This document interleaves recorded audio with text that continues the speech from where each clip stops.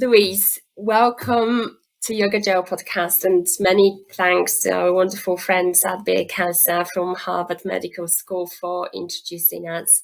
So let's start our listeners with the beginning. If you could tell us about how did you start in this area, and and also where you are at the moment, what your journey was like. Okay, thank you very much. It's a pleasure to be here. So I started my yoga practice myself in the late 1970s during a period of transformation in my personal life. And like many people, I was looking for something and I found it, and it's been with me ever since.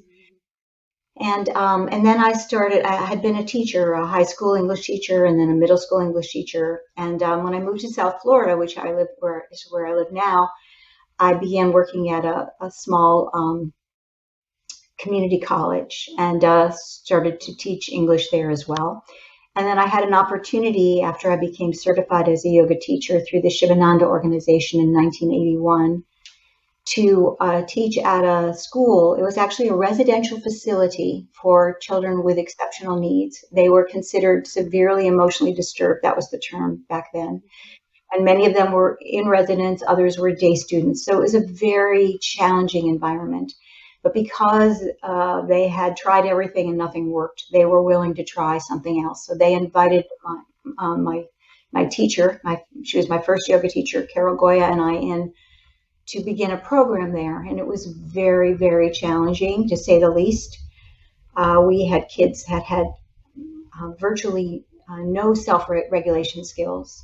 Kids, this was even before I'd heard of the word autism, the kids who were extremely involved in terms of severely challenged, kids who had all kinds of either psychotic or, neurotic tendencies. So it was a very challenging community. And we just tried one thing and then another thing and then another thing. And most of it didn't work. But every now and then we would see a change. There would be a moment of quiet. There would be a child who would look directly at us and make contact. There would be a child who might even allow him or himself to be touched.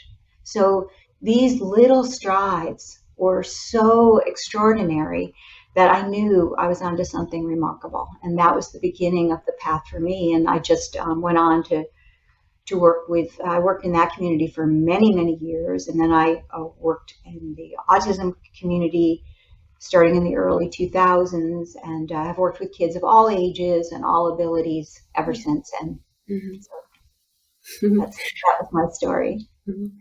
Well, that's remarkable, and especially the experience early on, and that you actually went through that, and it motivated you to know that you are on the right path and made a vocation out of that. That's wonderful. So let's talk about creative relaxation. I read that it's a fantastic program for children with mental health disorders and special needs. So what challenges have they been facing, and how your program helped them overcome those challenges? Can you share some of the stories of participants of the program so that others can benefit from that as well? Sure. I just want to preface that by saying that I called the program Creative Relaxation because back then when I was teaching yoga, there was a lot of skepticism about yoga. And I had a child who came into class one day at the hospital and said that she couldn't do yoga anymore because her mother believed that it was a satanic religious practice. And so that was very deflating because, as we all know, yoga, we can take the principles of yoga and apply them to any academic environment. And so I decided that I would not call it yoga anymore. I called it Creative Relaxation just because that was a name that didn't give offense. And so that was the beginning of my calling it, but now I call it Creative Relaxation Yoga. So the Creative Relaxation is just the taking all of the things that I've learned from yoga and applying them to working with kids in all kinds of environments. And so creating opportunities for children to feel successful, creating a space that feels safe, sacred, and giving kids opportunities to develop independence, giving them tools for success. Those are the aspects of yoga, engaging the child. And this is huge because I mentioned before that I've worked with a lot of kids with exceptional needs. And sometimes I've been teaching a class of kids, and I'll have a child who has his or her back turned to me. They don't appear to be participating at all, or they are so limited in their ability to interact emotionally in terms of my ability to perceive that, their ability to display it, that it doesn't seem that there's anything going on. But we'll do one pose, like maybe we'll do a pose like shake, get out, shake, get out, shake, get out. And I see a little glimmer of a smile. And so I know that now we've got something going on. And now that's a pose that I return to frequently because I know that that child is going to be with me. And it's very exciting to see just something so simple as that. Sometimes a child will just turn their head in the direction of my face. And again, I'll know that there's something that I've just said or done that has piqued their curiosity. I had a situation in a school with a child who was nonverbal who just stared at a spot on the ceiling all the time. That was his life. And so I began to wonder, well, what might he be looking at? Well, maybe he sees an archangel up there. Maybe he sees something so beautiful that if I could have my choice of looking anywhere but that, I too would choose to look at that space. And so I sat very close to him, not so close that I was in his space, and I looked too and tried to imagine what could be there that would be so compelling. And in time, he began to just creep closer to me and closer to me and closer to me until finally he was touching, and we were sitting shoulder to shoulder, sharing his perspective of the world and having this connection that we might never have had. And so many ways that I had a little boy in a class who was so agitated that he was becoming violent with other children, and so I knew his favorite pose was seesaw. Seesaw, you hold hands and you rock back and forth, and you seesaw back and forth. So this is a very soothing action, and there's a lot of research to demonstrate why. But so when that child was in the class, we did seesaw, and then as soon as we stopped seesaw, I could see him start to get agitated and looking around, feeling very, very uneasy. And so after one other pose, we do seesaw again. So that particular class, we never did more than one pose in between our seesaws. But he was able to take the entire class without falling apart, without becoming aggressive. And, everyone in the whole class who had been so distraught because the day had been so stressful with all of his outbursts, everyone in the whole class de-escalated. So it was a reprieve. And so, I have many, many, many examples of those kinds of things. I don't know how many more you want, but as many as you want to share. I'll just give you one more. This was a child on the spectrum, the autism spectrum, who was a heavy mouth breather. That was, and there was always noise when he breathed, just a panting. And so he was in a constant state of agitation. His heart rate was elevated. His body was running a marathon even when he was sitting still. And this is something that is unfortunately characteristic.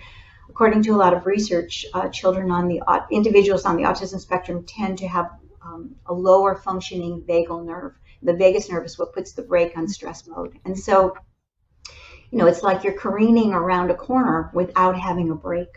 And that's your life. And so this child was this was a middle school young boy, and he had a great deal of difficulty doing the yoga. This was a class, and most of the kids were pretty good with the class, and he did some of it very, he tried, and that's all I ever ask. And he stayed on his mat, which is all I ever ask. But when we did Shavasana, when we did floating on a cloud, the relaxation at the end of the class, that was just too much for him. So he would pace. And I just set an area for him where he could pace so that he would be able to tend to himself and the other children would be undisturbed. And it worked really well. And one day when I was doing we call it floating on a cloud, the relaxation, I noticed that it was quiet in the room, and I realized that I didn't hear him breathing, that his breath had become so slow and so still that it was inaudible. And so I realized that he too, his nervous system was also slowing down, even though it didn't appear that he was participating, whether it was the sound of the voice or the relaxation, or it was just being in this environment where he was able to do whatever he needed to do. His nervous system was changed. And so that was very gratifying. And it made me realize that so many of the changes with children are so subtle that if we don't look at them, we'll miss them. And that would be a terrible disservice to the children and to ourselves. So your book, Classroom Yoga Breaks, that's pretty straightforward title and says what it is on the tin. And it is an essential book for teachers to incorporate yoga into everyday at school.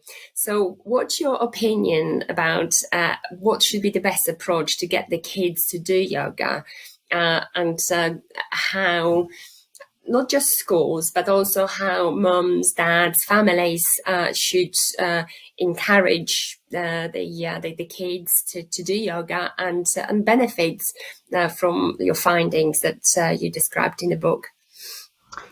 Well, there's a lot of ways that it can be done. And so I think that primarily we take our cue from the children whom we're working with. I'm a former, as I mentioned, high school English teacher. And so I used to see my kids before test days or on writing days become more and more agitated. And so just without, even before I really thought about it as a yoga teacher, I would just have them do a few shoulder circles, a few neck circles, take a deep breath and let it out, and just, a few things to release some of the tension from their bodies, and without making a big thing out of it, and maybe a minute, and then go about their day. I think that it can be as simple as that. I was at a preschool where we set up it was a preschool for children on the autism spectrum. And so we set up a program there, and we had some teachers who used the yoga as part of their circle time at the beginning of the day. They might just start off with one thing, like breath, shoulders up, and then they'd start every circle time with that. Maybe they'd involve something else, like making little circles with the bodies. So these are things that have a calming effect. And that was the extent of their yoga. That we had others who would develop we used a program called Stop and Relax. We had a whole half-hour session for them using visual cues so they could follow. So it is so much dependent on the children and their receptivity, the teacher and her or his comfort, and the time constraints. The reason I did the classroom breaks is because as a former high school teacher, I know how very valuable the time is, and how, especially here in the States, everything is about the test. Yes. Preparing the kids to pass the tests.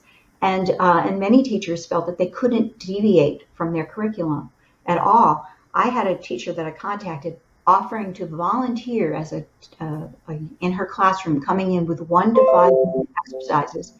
And she told me that she couldn't take the time, not a minute, because her day was so there. And I thought about that teacher, how much pressure she must be under, and the children. My husband was a school counselor. He told me he had teachers that didn't take questions because they had to stay with the curriculum. And if they took too many questions, they wouldn't be up on the curriculum. So I realized the extent of the pressure on the children and on the teachers. So when I wrote the Classroom Yoga Breaks, I spent a lot of time in that book justifying a minute break, the benefit of taking a moment or two to release stress, and how that will come back in spades in terms of the ability of a child to focus their attention. Mm-hmm. We were talking earlier about your son doing his tree pose, so that he could improve his concentration, something that he observed himself. Mm-hmm. There's research that shows that that's true, that when we take a moment and we just focus the mind on any one thing, no matter what it is, then we're better equipped to take that skill to the next thing that we're trying to do. The same thing is true with movement. Carla Hannaford did research years ago, I think in the 70s. She was a scientist, and she discovered the relationship between movement and then improved focus. And she took that and then became involved with children because she found it so important that kids move. I have a chapter in my Classroom Yoga Breaks book called Children Need to Move. They do. They need to move. And that minute break or 5-minute break or 30-minute break, wherever we are, whatever much time we have, it will come back in spades in terms of the child's ability to attend and be productive. Mm-hmm. So, I have a series of 1 to 5-minute classroom breaks. I also have curricula that could be done over an extended period of a half-hour period, an hour period, or just little bits over a series of weeks or months. And I think that the key is we make it work. However, each of us is comfortable. The same thing with parents before homework. Maybe you do a few little, some side twists. Maybe you're a standing airplane. You do something that will bring that child either into a state of release or focus, and then proceed with the homework. And then when the child needs a break, there's research that shows that after 15 minutes, most kids need a little break. Mm-hmm. Imagine if we took that 45-minute class period, we took a break every 15 minutes, and now suddenly we have 15 minutes of good time, even if it's only 40 minutes of good time, instead of 15 minutes of good time and 30 minutes of the child just being completely overwhelmed. Yeah. But I think it also then impacts on the time that teachers spend reprimanding children or dealing with behavioral issues, because that's lost time. And I've also read a piece of research that has been done here in the UK in terms of, how those behavioral problems drop down once the school introduced yoga, and then teachers could just deal with teaching rather than doing the behavior problems with the kids. But there was one thing you said before that really put a smile on my face in terms of like incorporating quality time into time that you're doing work. And I was talking recently to Professor Brad Smith from University of Houston, and he says, how about you sit down with your child and do a few deep breaths and maybe short meditation before you talk about his scorecard, right? How different conversation would that be then, both from the parent's perspective and from the child's perspective? No stress involved because everybody kind of tones down a little bit. Right. You're so right, Joanna. And also I think that the same thing about the classroom breaks is the teacher. The teacher is the mirror for that child's world. And if she is uptight and worried about test scores and worried about getting through her curriculum, or he, then, that reflects. I remember when my son was in maybe third grade or fourth grade when they started these big tests that they do here in the States.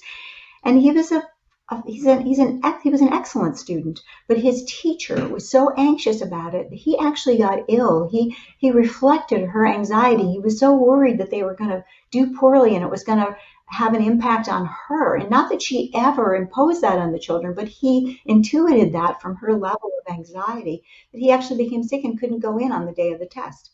So, this is the kind of thing that we don't realize, that our own, our teachers are such an investment. If we can invest in their wellness, their well-being too, then that will change the entire atmosphere in the classroom. And if they're taking a few moments for relaxation with the whole class, then everyone will be benefiting from that. What's your next project that you're working on?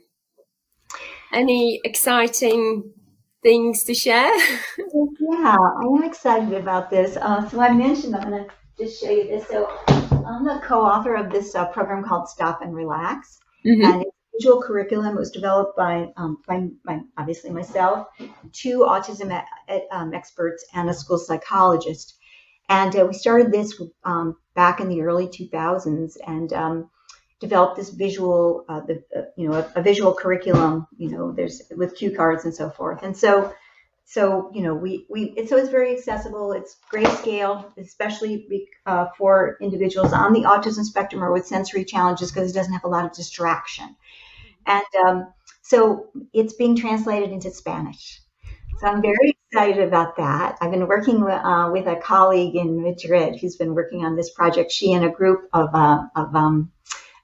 special needs educators, and so and they're hoping then to get that into the schools. So they're very confident that they'll be able to get that in the schools throughout Madrid, and who knows, perhaps throughout Spain. So the thought of yoga, coming in accessible to so many through the visual curriculum is very exciting.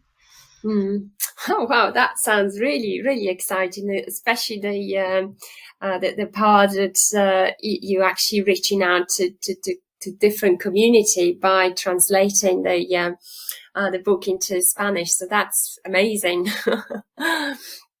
So when is it going to be available? Well, we've been working on it it's like more than having a baby. We've been working on it for about 2 years, but we think it's going to be out before the end of this year. That's our goal. Oh, wow. Because they're ready, and they've had such a tough time in Spain, and so everyone is really hoping to get back in it. And the community all kids are affected by it, but the special needs community is very much affected by the separation. Yeah. The distance learning is very, very challenging for many, many kids, but especially so. So we'll see, fingers crossed that it will be out before the end of this year.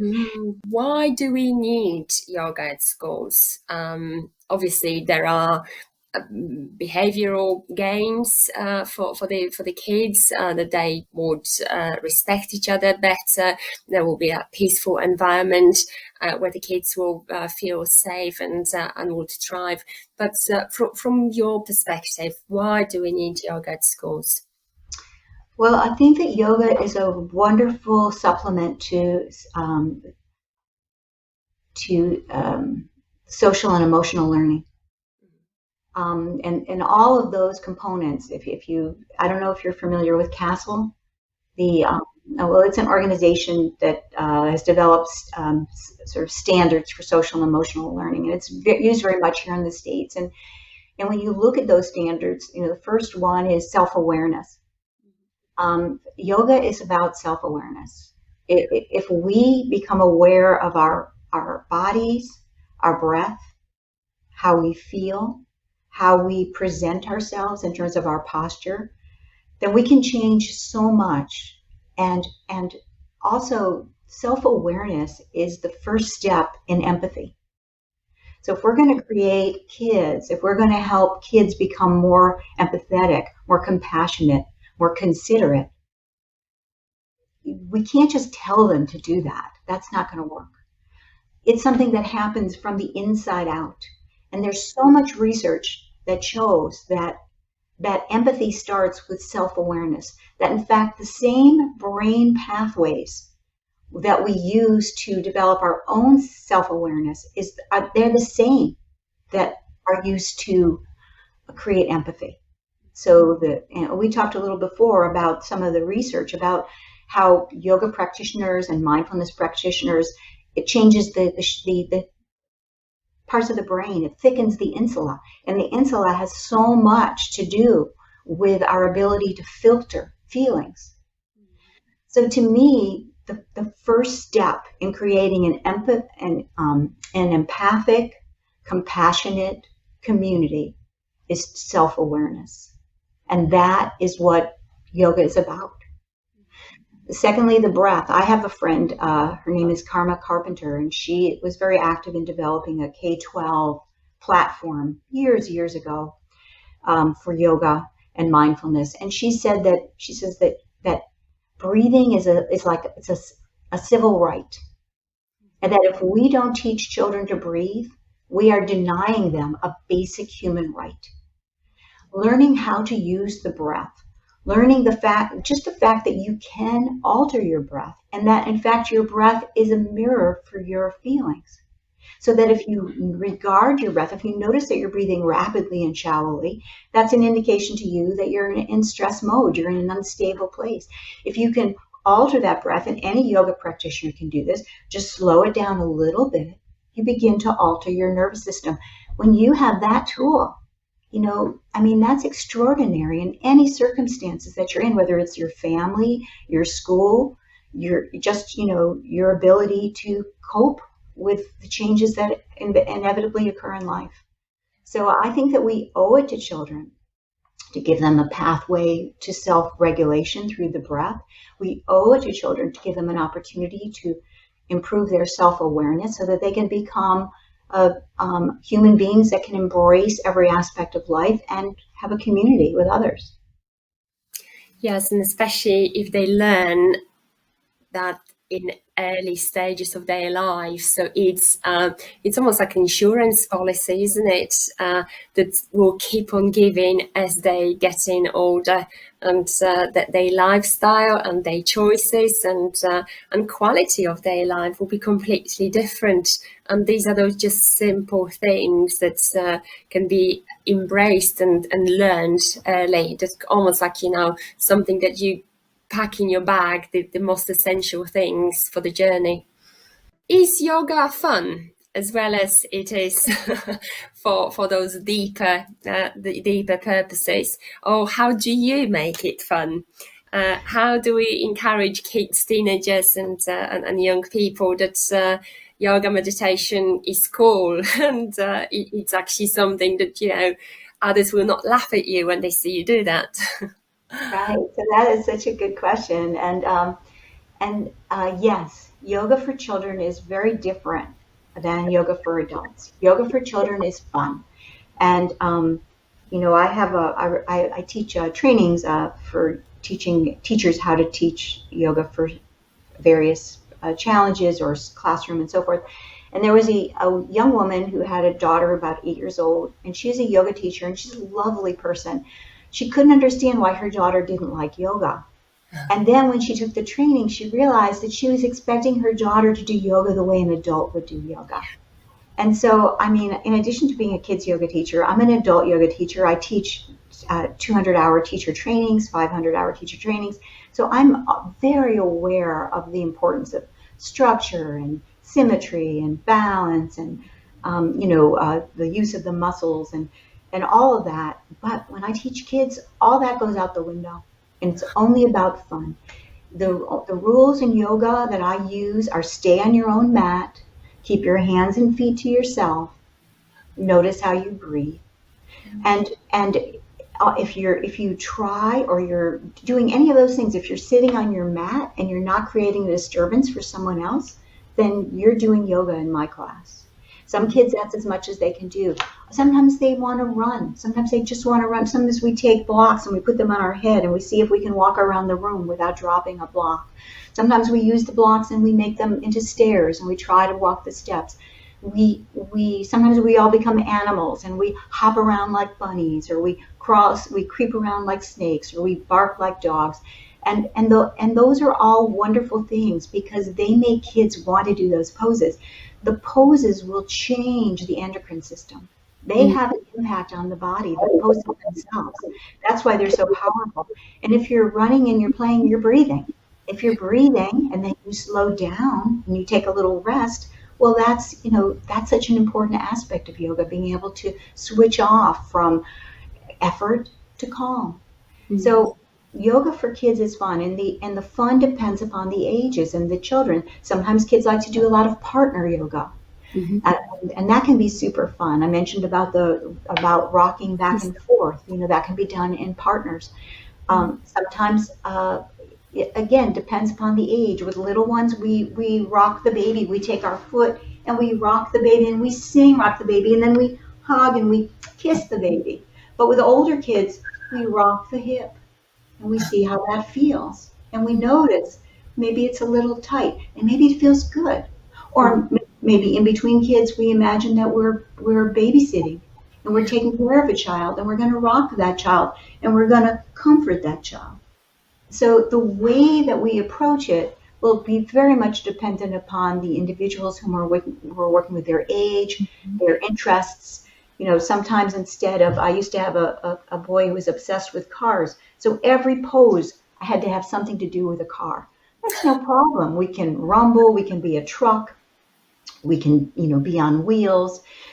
We can, what's that thing that lifts up, a dump truck? So, I mean, we can take down dog, up dog, and make that into a dump truck, down and up, down and up. And so we can accommodate children by just using a little imagination, being perceptive to where they are, and then noticing what they enjoy and what they don't. And so, we're going to sandwich what they love, and then maybe we stick a little challenge in there. And then we go back to what they love and we stick a little challenge so that we create a pace for them which is appropriate.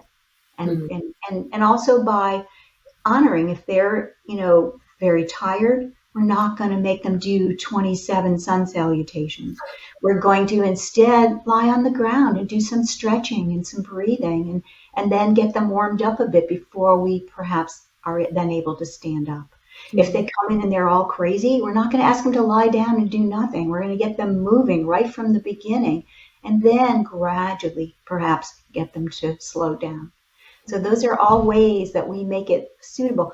Plus, you mentioned the idea of being with others in community.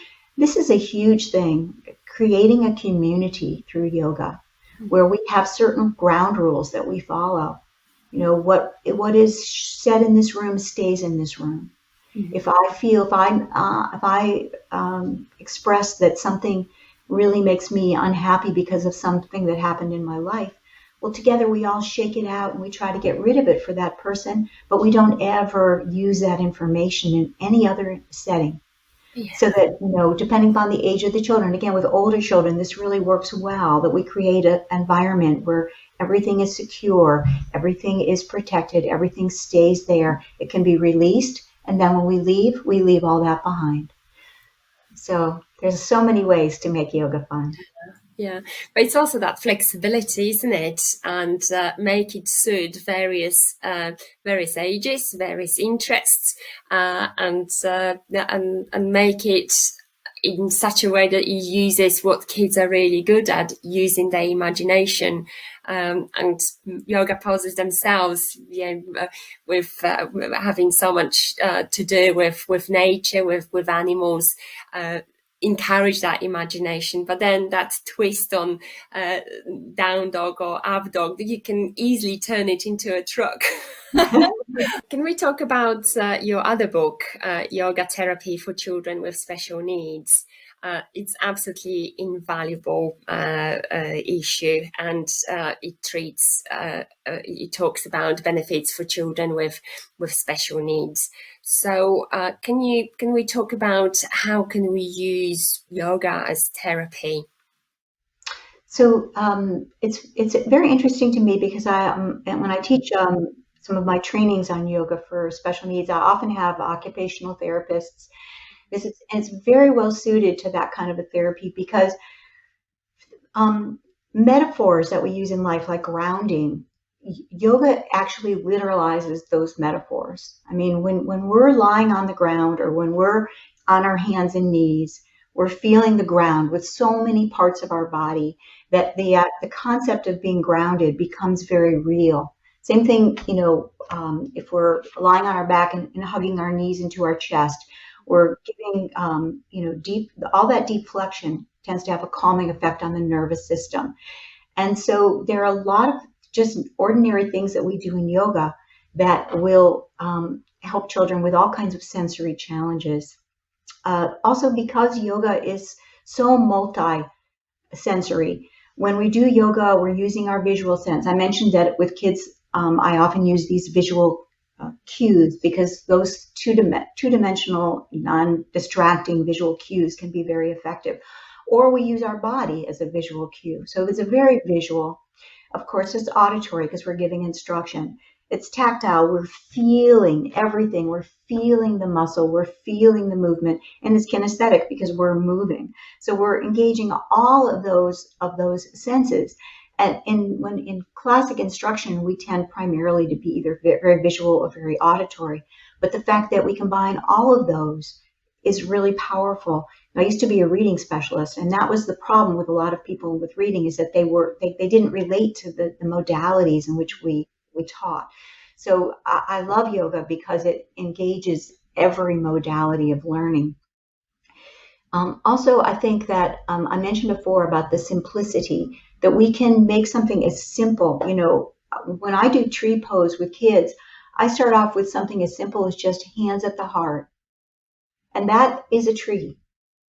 And then we might do some tree breathing, where we bring the hands up and we bring them down, so that we inhale as we lift and we breathe out as we come down. That's a moving tree.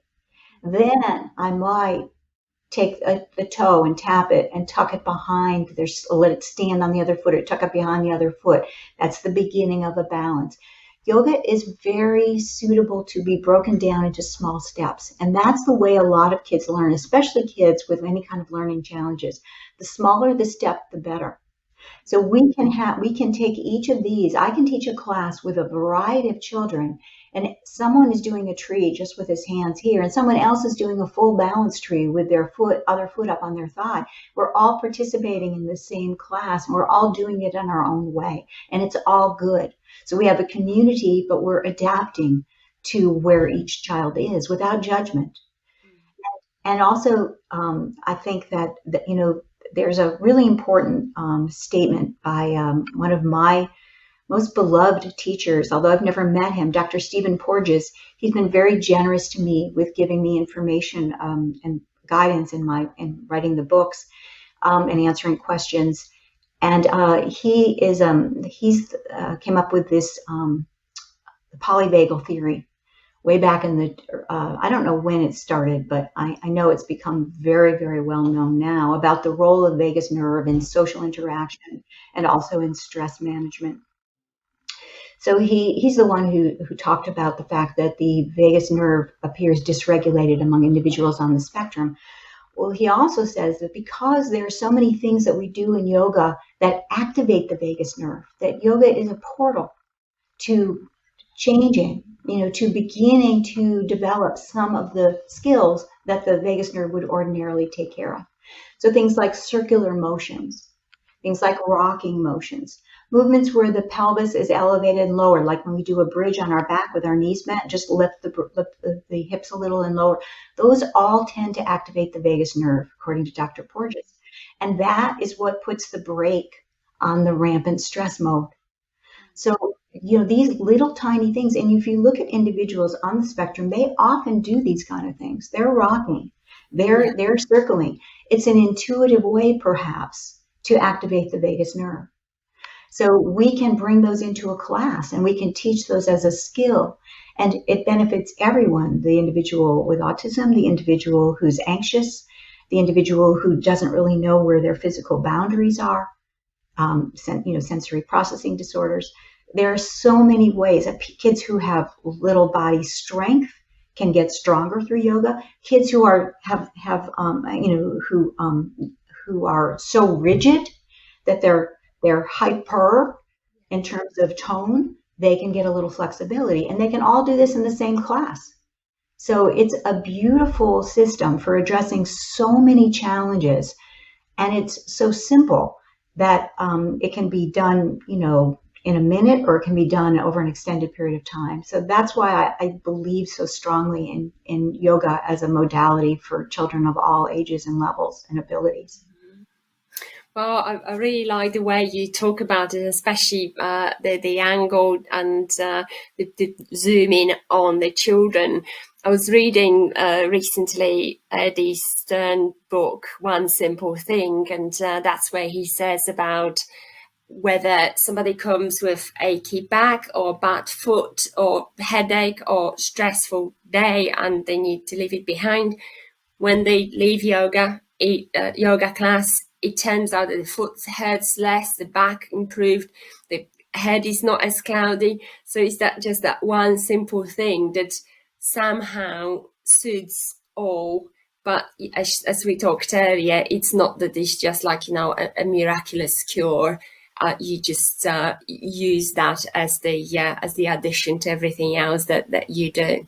You mentioned on many occasions during our talk about research about renowned scientists that they have found certain things about yoga. So, is there science in yoga? How do you see it? Because many people would have that perception that you just sit there, or you meditate, or you make certain movements, and it's very much benevolent in terms of perceiving what yoga is actually about. So can you share some of your findings in terms of your view on that there is science, or maybe there isn't science in yoga? Right. Well, I think that it's kind of interesting because for those of us who've been practicing, as I mentioned, I started practicing over 40 years ago.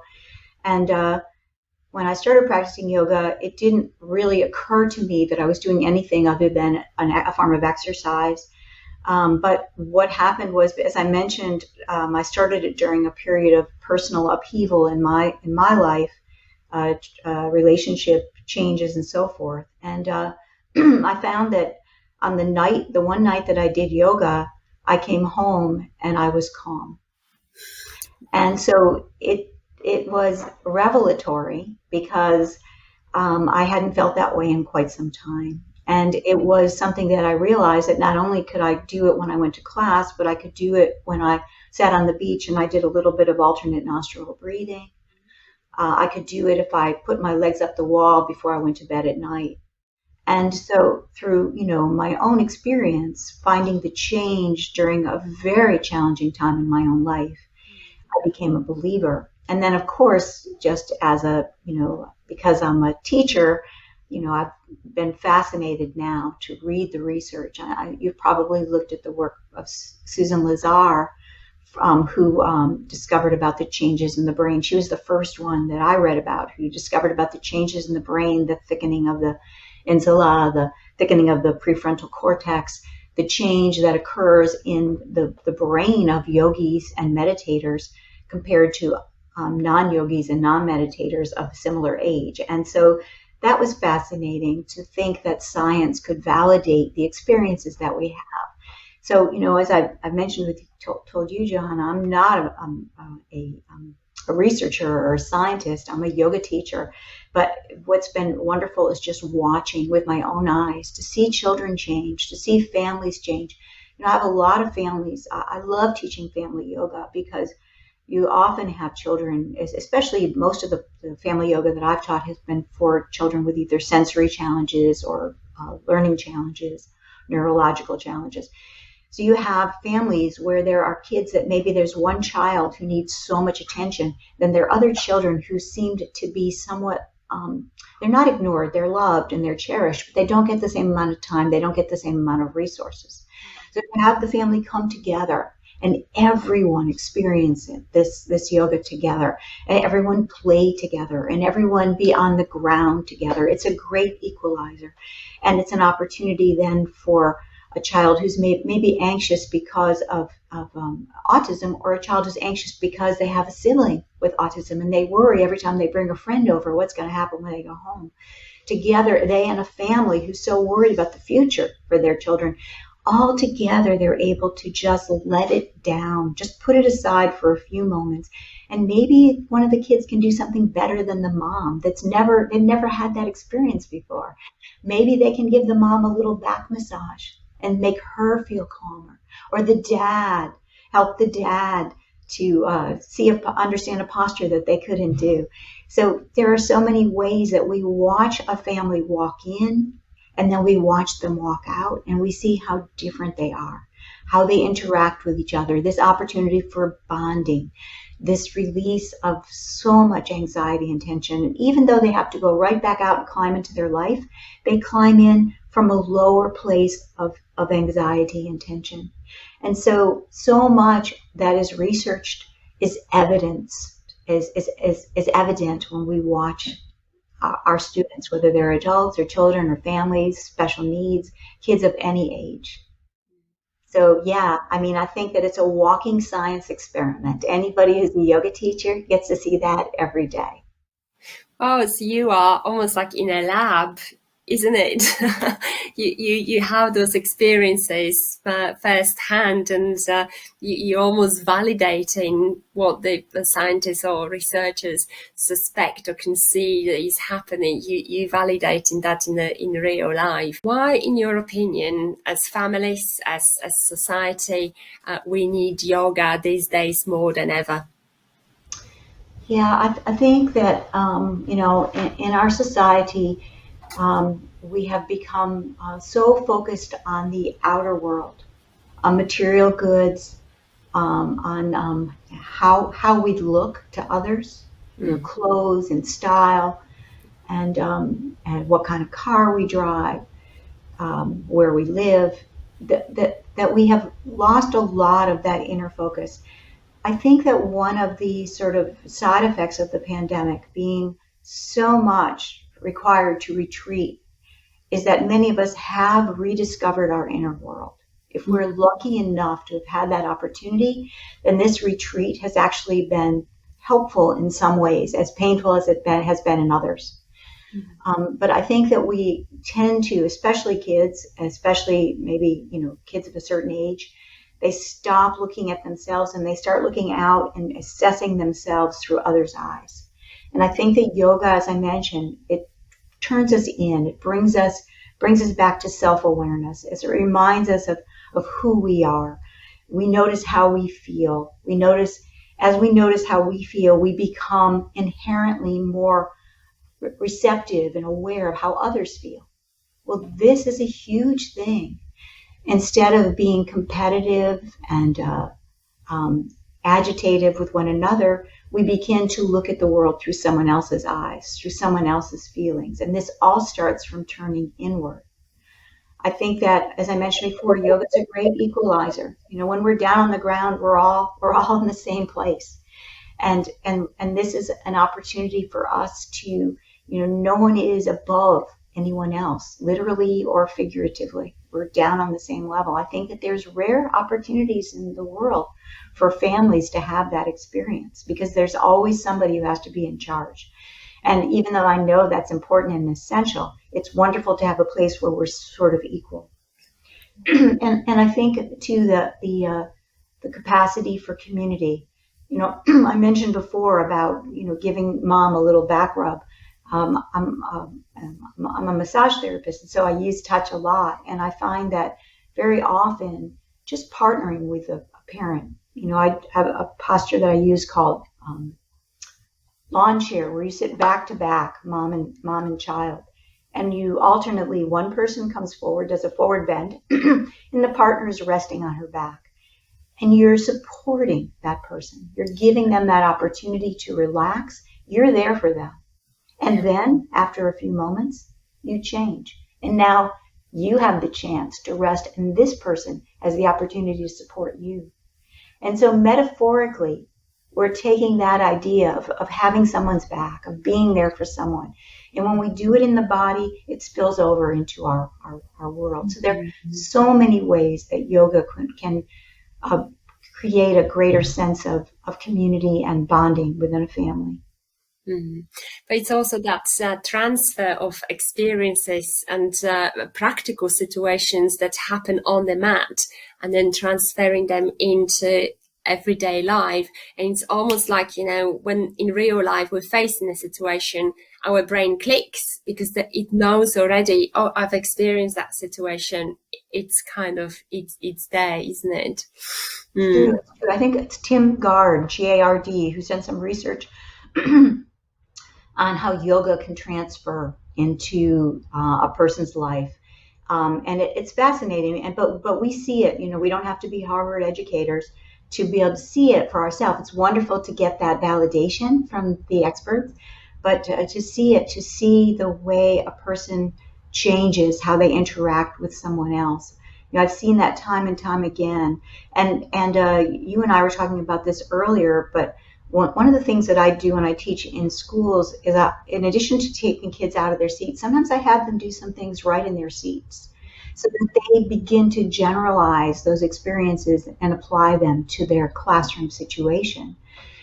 And so that, instead of of forcing themselves to do a problem that's really difficult, they're going to stop and just take a breath, or maybe just, relax their brain a little bit and then attack the problem.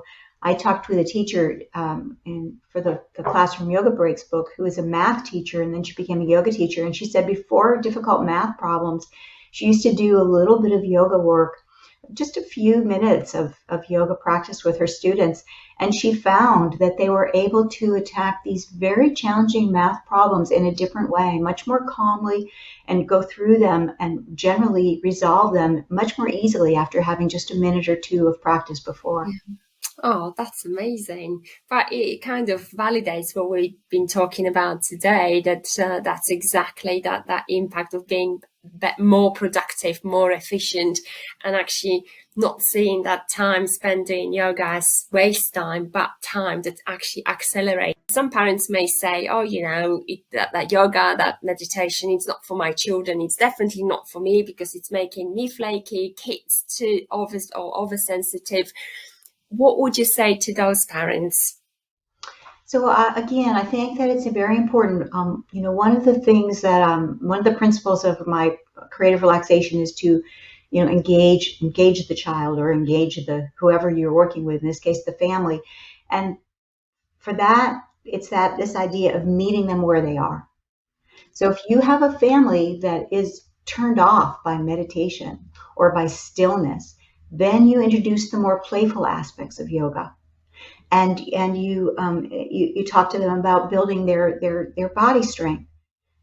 I had a teacher who, when I first started yoga, who talked about people coming into yoga through many different doorways. Someone's going to come in because they want to go from a size 8. I don't know what these dress sizes are in UK, but in the States, an 8 would be, a modest size. They want to go from an 8 to a 6. They want their waist to get smaller. That's why they start yoga. And you know what? That's fine with me. But if they practice, they'll change. Those same people often become yoga teachers because they realize that there's something so much more than just their physical body. So if a person says that they don't want this aspect of yoga, I say that's great, because there's this aspect of yoga. There's the physical, there's the strength, there's the flexibility, there's the balance. Some people want the breath work. That's all they want, and that's fine. Some people never want to meditate. Some people, that's all they want. That's fine. There are so many ways that we can be there as their teacher or guide. We can show them. There's this metaphor of yoga being like an iceberg, and then asana, yoga practice, is the tip of the iceberg. There's so much more. So we can make it work. We can sing in yoga and do nada yoga, do voice and sound. There's so many aspects of yoga. There's something for everyone. So I'm not worried. You come in, you tell me what you don't want. I'm going to show you 5 things that you can choose from and find one that you do want. So if somebody came to you and said, well, can you tell me what I need to practice to improve my immunity? Or what shall I practice to improve my child's concentration? Or anxiety and stress is just so common, not just amongst the adults, but also amongst children. So what poses would you recommend to those situations? Okay, so for improving focus, balance poses are very, very, very powerful. And there's a little experiment you can do where you can ask somebody to do a balance pose and then have them, talk to you or count backwards or give you a list of groceries or assignments they have, and they'll see how difficult it is to balance. And then I use a little balance circle, a little focus circle with the eyes. It's a prop that I have from the Stop and Relax. I put that on the ground about their height in front of them. I have footprints for them to stand on. And then I have them bring their hands to their heart and look at that spot and just breathe and just stand. And then after a while, as I mentioned, they might just lift one foot an inch off the ground. But it's just that practice has tremendous capacity for improving focus. For immunity, I would say a well-rounded yoga practice is very important because there's a lot of research that shows that yoga enhances the endocrine system. So, doing a combination of strength, flexibility, and balance poses would be very good for enhancing immunity.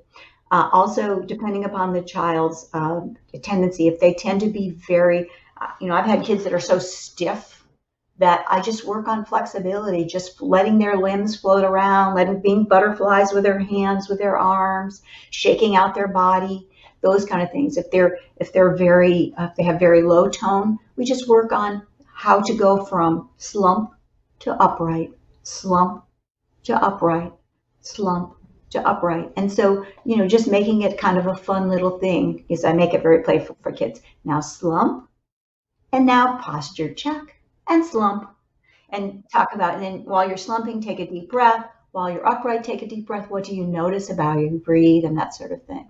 And what was the other one you asked about? About stress and anxiety. Stress and anxiety. So for that, I would say that certain poses are really, really helpful for that. I mentioned about activating the vagus nerve. So poses that rock. So with little kids, rocking poses are really helpful. Circling poses. And then just hugging the knees, lying on your back, hugging your knees, and rocking from side to side. That has a very soothing effect on the nervous system. A child's pose is the most calming pose. If it's not comfortable for a child because they have difficulty breathing in the pose, maybe they have sinus problems, or then they can curl up in a little ball on their side, or they can sit and just hug themselves. Giving yourselves a hug. Drawing the joints into flexion. Those have that's lots of calming effect. There's lots of research to validate that. And again, you see it happen. The other thing I usually suggest, and I talk about this in the classroom yoga breaks book, is about having every child find their pose. So their pose, maybe it's, I don't remember, I'm sorry, I don't remember which book it's in. It's in one of the books about finding my yoga. I think it's the first one, the yoga for autism and special needs. It's called My Yoga Pose. And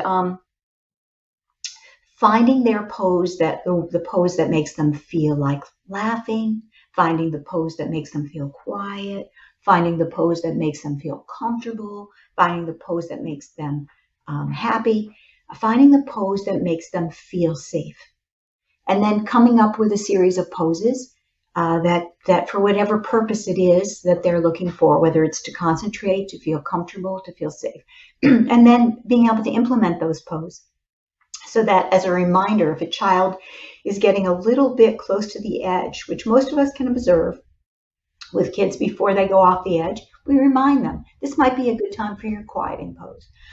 If the child is overexcited, this might be a time for your soothing pose. If the child is sad, this might be a time for your happy pose.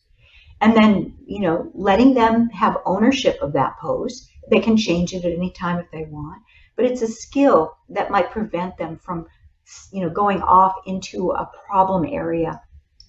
There's a wonderful educator, her name is Janet Jansen, and she works with individuals with autism.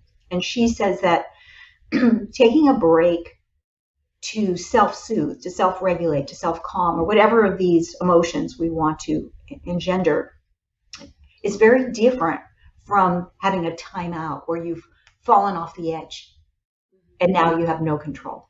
So if we can teach kids to find what it is they need and bring it into themselves before they get to that point of extreme depression or anger or frustration, we do a tremendous service to them. Well, that's a wonderful set of advice and practical things that people can do. And again, so simple as long as it's repeated regularly. One takeaway message for kids, for teens, for mums, dads, for families, for teachers who are watching us and may want to get those encouragement and positivity and energy to take away with them.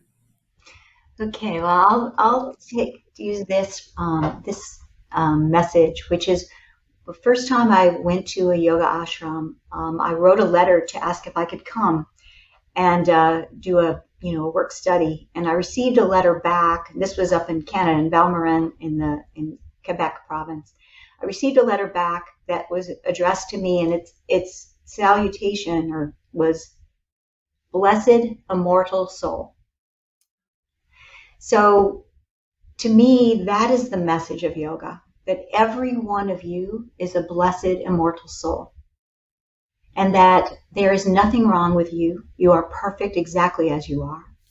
That we have many, many tools to help you bring out more of who you are, so that you are even more aware of that perfection.